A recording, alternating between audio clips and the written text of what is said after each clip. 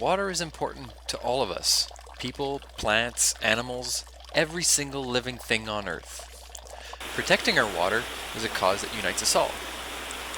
And in many cases, humans have had a bad record of contaminating our water with all sorts of microbes and chemicals. In some cases, water quality can also be affected by naturally occurring substances, and that is the object of today's presentation.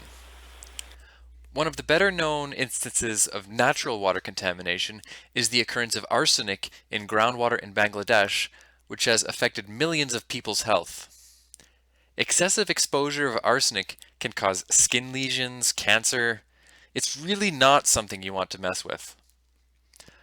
Arsenic is just one of many elements in the periodic table that are found in rocks, minerals, and water, but can also cause problems to humans and other living beings at high doses.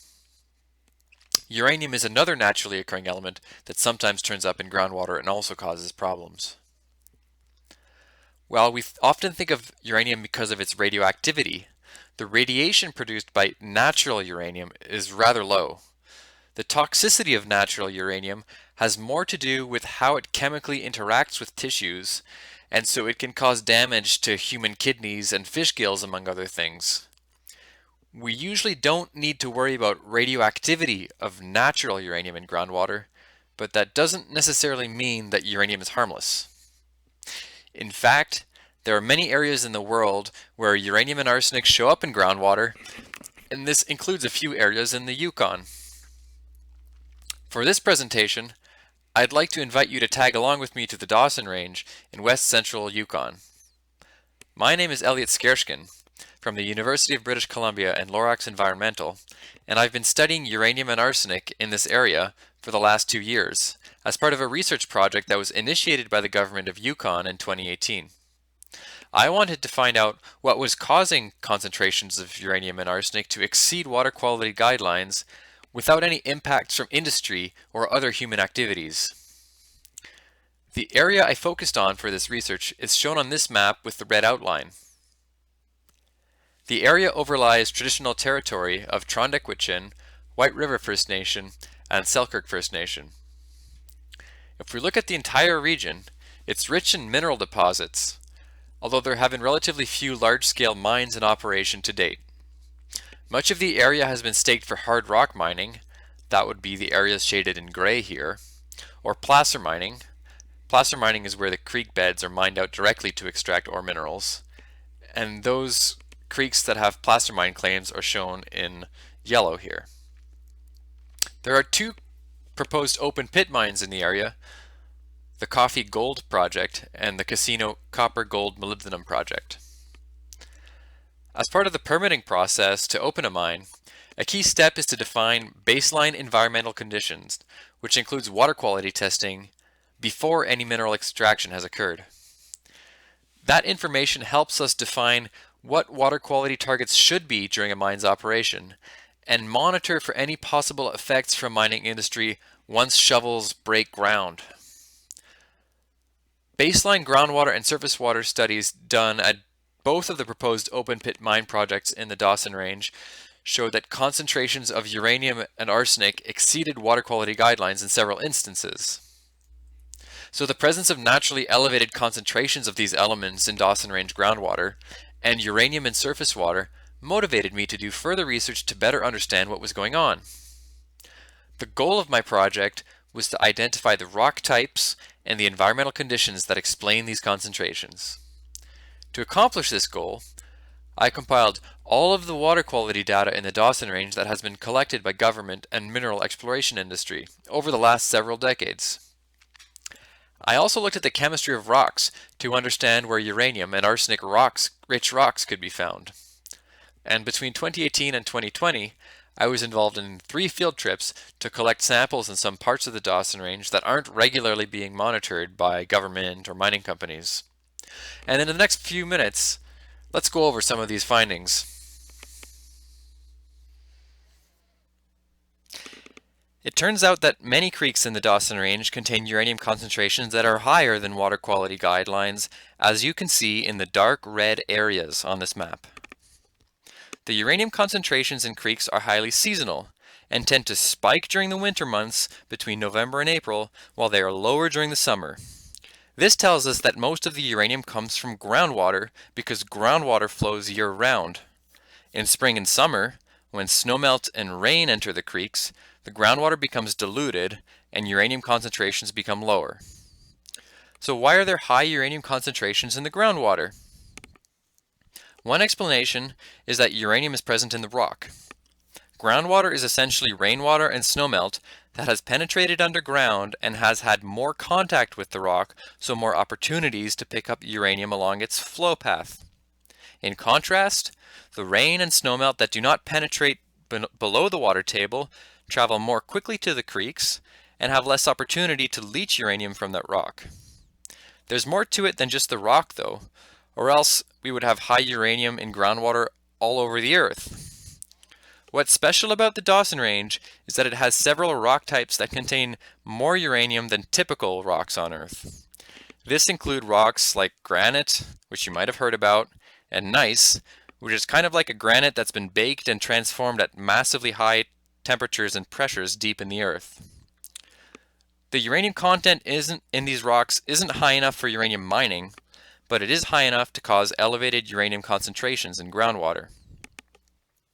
Another important factor that intensifies the uranium release from rocks into the water is the chemical composition of the water itself. In water that's not too acidic and not too alkaline, so close to neutral pH, the presence of other dissolved substances such as carbon dioxide, calcium, and carbonate can increase the amount of uranium released from the rock. This happens through a process called complexation, in which calcium, carbonate, and uranium combine to form a molecule that is very stable and very soluble in water. If we put all of this information together, the story that comes out is that there are rock types in the Dawson Range that have slightly more uranium than your average Earth rock. Because some of these rocks also have calcium and carbonate minerals, they produce water rich in calcium and carbonate that complex with the uranium and leach it from the rock. Eventually, that uranium-rich groundwater makes its way into the streams, with the highest uranium concentrations occurring in periods of low stream flow when there isn't much dilution from rain and snowmelt. What's happening with arsenic in the Dawson Range is very different than uranium. By and large, most Dawson Range rocks tend to have low arsenic content. There are a few hotspots of arsenic-rich rock, and these tend to be concentrated around mineral deposits. Many mineral deposits form when boiling hot water deep in the earth interacts with the surrounding rock and carries with it substances such as arsenic, sulfide, gold, and other metals.